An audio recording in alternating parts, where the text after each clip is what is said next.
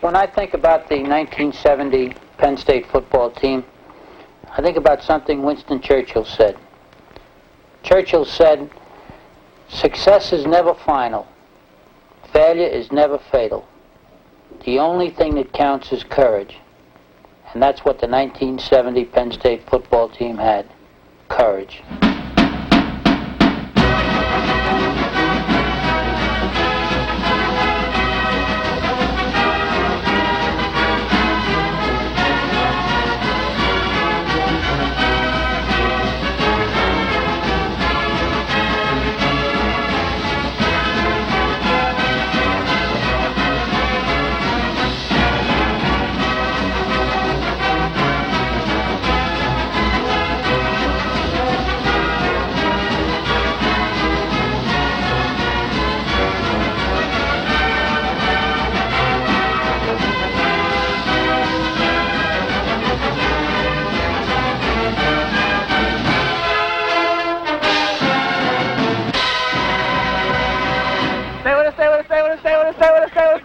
Now, get on, hey! Hey! Stay with it, come on, Gary, get in, get in. Come on, you're on camera. Take it back.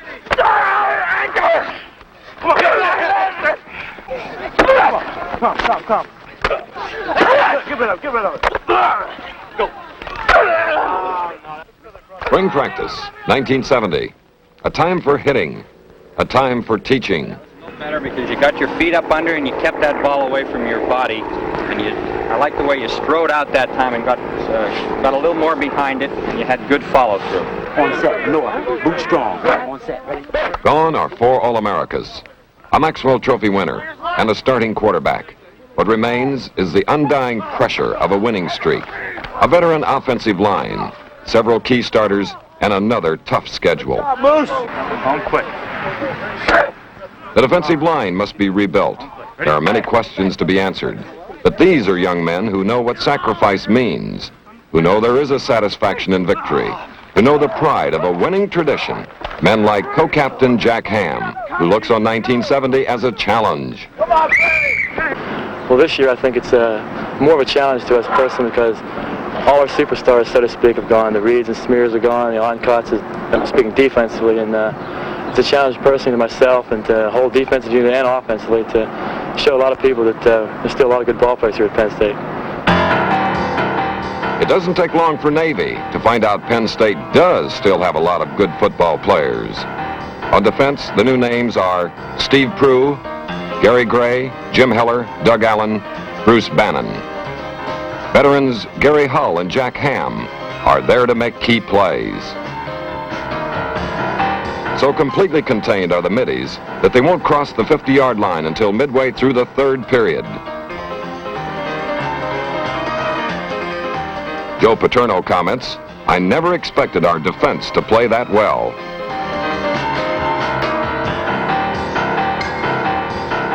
This is Terry Stump holding another Navy drive.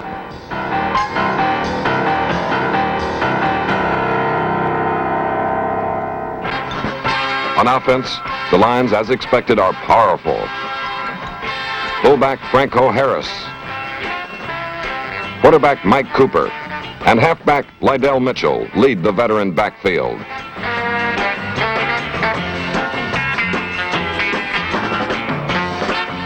When a few tough yards are needed, Franco Harris answers the need. This is Penn State's first touchdown of the new season. A key part of State's wide-open offense is the passing combo of Cooper and split-end Greg Edmonds, number 88. Edmonds, a 6'3" senior, scores twice, his first touchdowns at Penn State.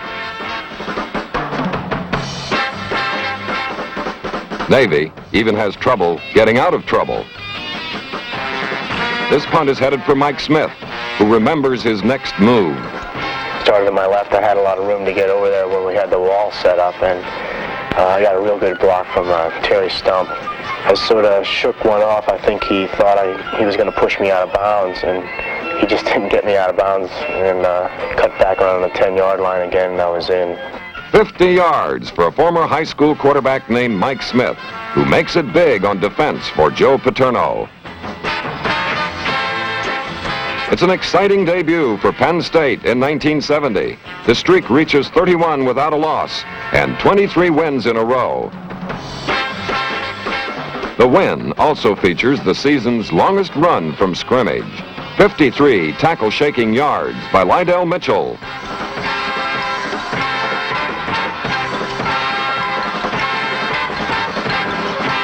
The Lions opened strong by thumping Navy, 55-7.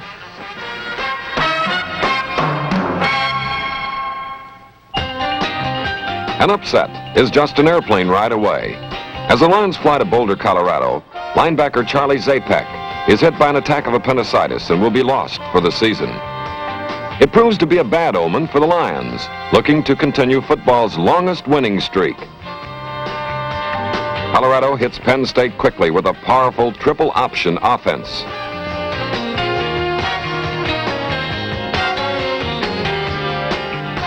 In the game's first minute and a half, the Big 8 team stuns the visitors with 6 points. The fired-up Buffaloes are hungry. They haven't forgotten how State held them without a touchdown a year ago. Cliff Branch, co-holder of the world's 60-yard dash record, takes the pigskin 97.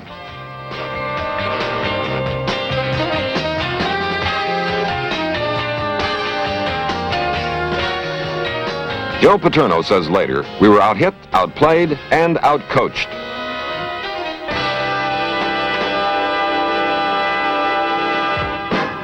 On the brighter side, Jack Ham, number 33, is brilliant on defense. A national television audience watches Ham make 15 tackles. Number 88, Greg Edmonds, turns in the best game of his career. The slender senior grabs 8 passes, 2 shy of the school record. His final catch is State's second and last touchdown. It's not enough. This is the day the streak ends. Colorado shocks Penn State 41-13.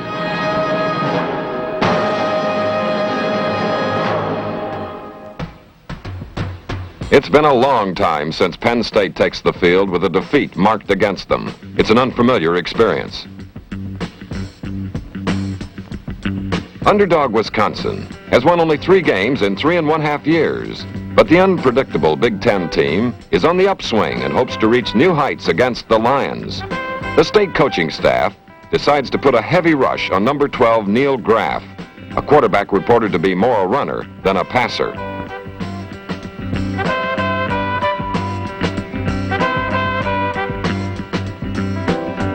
The Badger Jr. is dropped with the ball 16 times, losing 99 yards. The Lions are hitting with authority.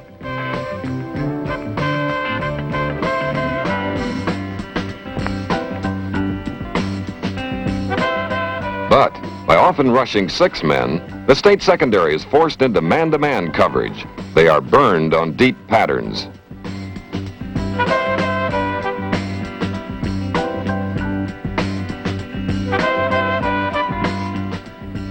Neil Graff completes 5 fewer passes than the Lion quarterbacks, but 3 of the good ones pay off in touchdowns. The young Lions are making too many mistakes. On offense, Greg Edmonds again sparks the effort. This scoring catch, tipped by a defender but still grabbed, is worth another look and a comment by Edmonds. It wasn't the catch that I was worried about, it was because I knew I was running out of field down there and I was just standing in bounds, so the pass was going pretty well and the defender just barely, got his hands to it, and actually I guess he slowed the ball down, so it was falling a lot slower than normally would, and I caught it, and as soon as I got up I did a little jumping and, sort of looked real happy, hoping to convince the ref that he wasn't sure. A Mike Cooper to Frank O'Hara's pass helps the Lions pile up impressive yardage, but this day, the Badgers make most of the plays that count.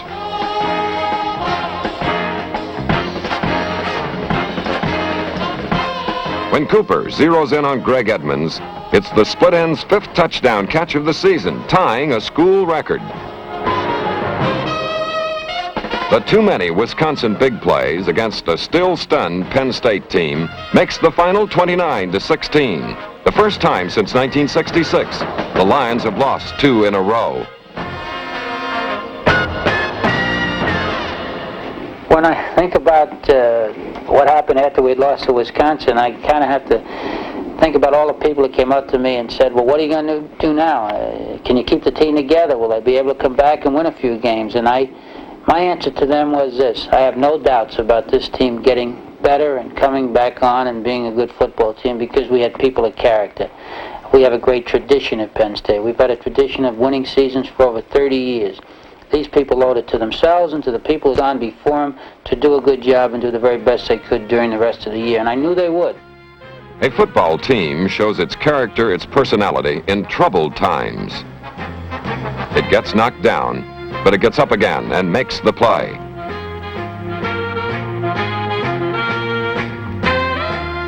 Craig Lyle, number 73, is an example of Penn State determination. The Lions visit Boston College. It was here just 3 years ago that Penn State started its amazing streak, but this Boston College team is an explosive, high-scoring unit that will surely test the Penn State defense.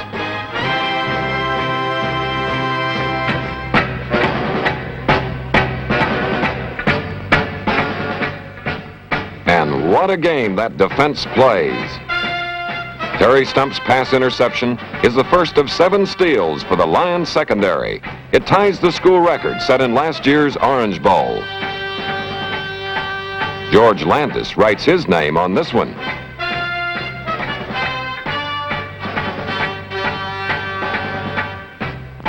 On offense, the Lions bring back a traditional big play. A fake one way and a handoff the other. The Penn State Scissors. Gary Duell is the runner.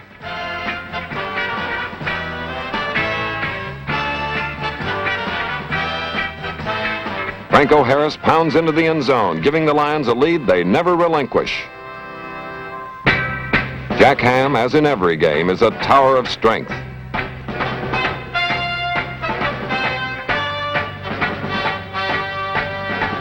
The Lion co-captain makes 12 solo tackles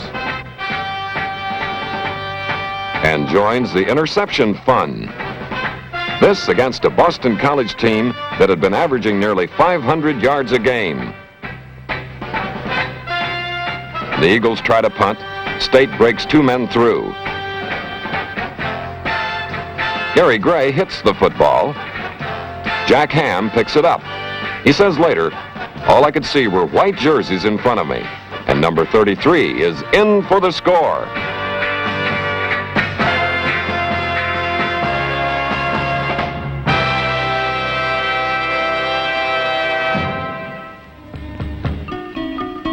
The offense rolls up 28 points.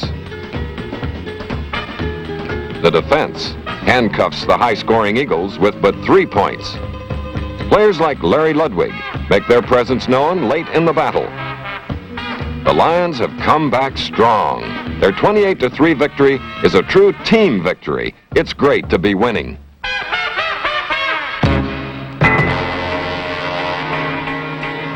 Just when it appears the Lions are ready to put it all together again, an old foe called Syracuse rumbles into Beaver Stadium. This time it's the enemy that steals the passes. The Orange have vowed to make up for last year's 1-point loss to State. A sophomore fullback named Maury Janaskowitz rips the Lions' defense for 153 yards and 2 touchdowns. For the second straight week, Joe Ramick leads the Lion runners. His score is the only State touchdown in a bitterly disappointing 24-7 defeat. The Lions throw 5 interceptions and now have 22 turnovers in 5 games. Something must be done to eliminate the mistakes. Coach Ben Schwartzwalder calls it the biggest upset in my 21 years at Syracuse. For Penn State, a week to reorganize and try again. The new start begins at Army. The Lions do what Penn State teams have done successfully for years. Grind it out. Run right at the enemy. On the Lions' first series of plays, They march 77 yards to score, all on the ground. Quarterback John Hufnagel scrambles the final 32.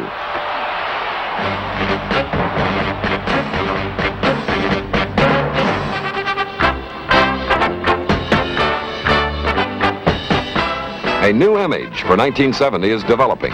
It will rely heavily on the guys up front, like co-captain Warren Kogel, Bob Haluba, Dave Joyner, Vic Surma, a veteran line that must not just block, but must move people. The blocking allows Gary Dool to work the scissors play for big yardage.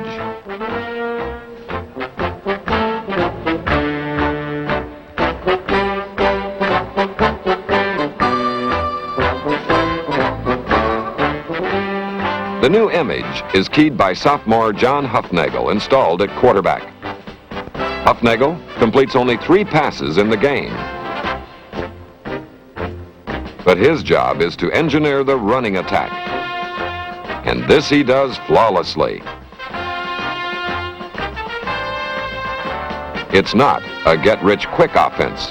It drives 70 yards in 16 plays, for example, and then lets Fran Ganter tumble one more for the score. It's all part of a master plan to reestablish the self-assurance of 40 football players. Defensively, Penn State is gaining consistency. It's a balanced effort from the men up front and the secondary.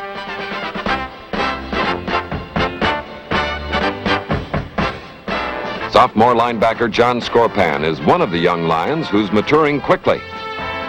This is Scorpan's first touchdown, and he's a proud young man. It's difficult to say just how and when a team finds itself, but Penn State grows up quickly on the 3rd Saturday in October. The offense does not commit one turnover in the 38-14 victory. They play basic, hard-nosed football. And they win. A new confidence shows in their faces.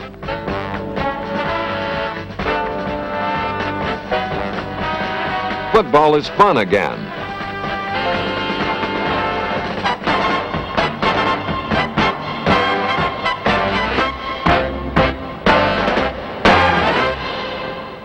One of college football's most explosive teams, the Mountaineers of West Virginia, are the Lions' next comeback obstacle. This is another major test for the improving defense. Steve Prue, number 54. Gary Gray, number 30. 68, Doug Allen. Jack Ham.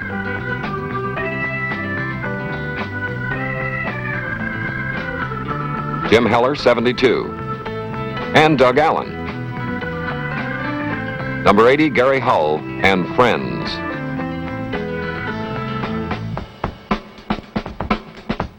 West Virginia tries all the tricks, but nothing works.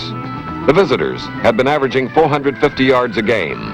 Against Penn State, they run for -4 in the first half, 27 in the game. Their passing meets a similar fate. The West Virginia offense never leaves the blackboard. Even when the Mountaineers willfully give up the football, the Lions make them regret it. Mike Smith escorts this punt 75 yards.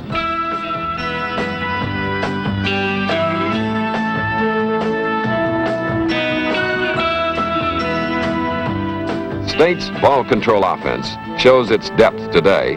Fran Ganter slams in for touchdown number 1.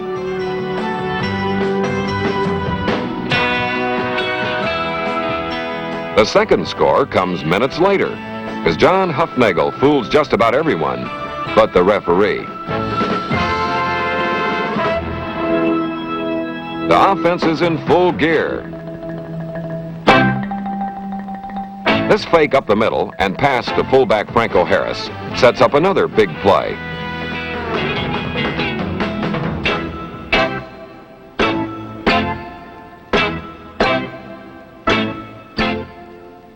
This same fake to Harris.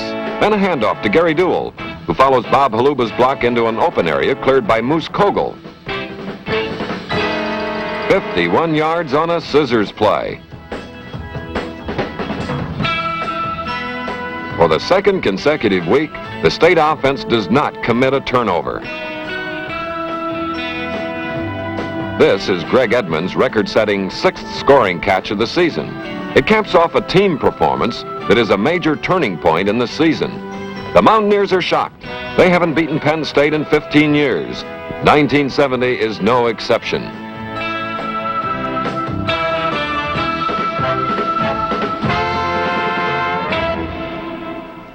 Maryland is next, and a win will ensure Penn State's 32nd consecutive non-losing season. Lydell Mitchell dances through the Terps for 86 yards total and the go-ahead touchdown.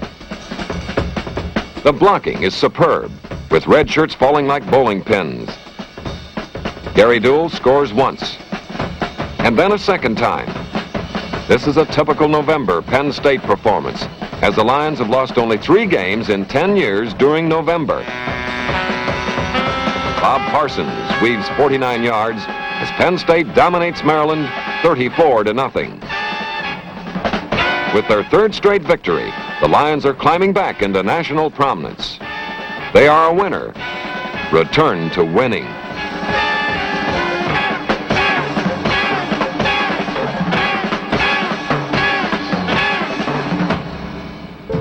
Senior Mike Smith headlines the Ohio U triumph. His 4 interceptions set a school record. It is a big moment for the 3-year veteran who is named to the All-East team. I heard him announce over the PA system that I tied the record, and at that time they gave us a terrific ball game, and their final drive, they sort of threw that same pattern again. I got the first one on, and we just happened to be in the right defense at the right time, and I never thought it would come, but that sticks out as something that you dream about but never comes, but it just happened to come that time. Mike Smith takes home the game ball, but not before Lydell Mitchell scores twice and teams with Franco Harris for 245 yards on the ground. The Lions win 32-22, and only Pittsburgh remains between Penn State and a fantastic comeback. Pittsburgh, a game the Lions need. An ancient rivalry where former high school teammates battle each other to be the best in Pennsylvania. It is fitting that on the game's second play, Pittsburgh's Dennis Ferris is hit by John Scorpan of Beaver and Mike Smith from Annville. The Keystone State crash results in a fumble recovered by Penn State's George Landis, a senior playing his last game for the Lions. Then, Joel Ramick simply breaks tackles like matchsticks as he rips 25 yards. State leads, and they've only played 23 seconds. The holes are opening, and Franco Harris knows how to find daylight. It's a 39-yard payoff. The Lion offense faced 9 key third down situations in the opening half and makes a first down on all but one. This third down fake to Fran Ganter and pass to Jim McCord is the longest aerial of the season, 55 yards. The Lions roll up 315 total yards in the first half alone, including Fran Ganter's touchdown. Joe Paterno will say, "I thought we played as well as we ever have in the first half." The pride is evident. The poise has returned.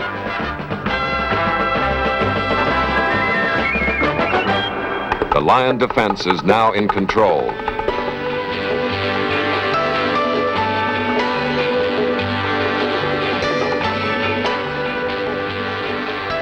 Penn State wins 35-15 for its 5th straight. It caps off a fine 7-3 record and earns State its 9th bowl bid in the last 12 years. The Lions say no. They'll let the season speak for itself.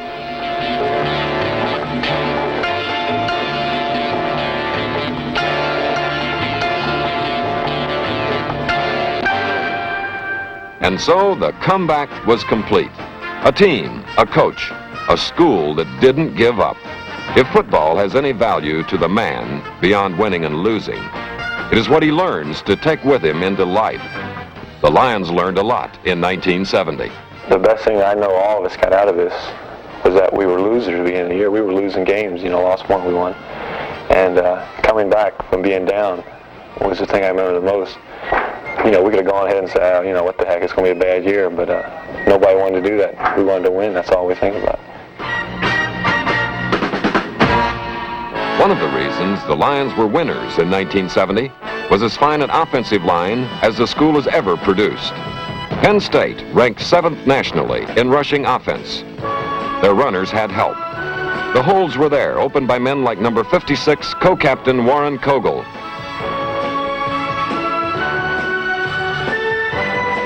A secondary education major, Kogel was a 3-year starter. Playing alongside Kogel was Bob Haluba and Vic Surma. Haluba, number 67, is a Dean's List accounting major.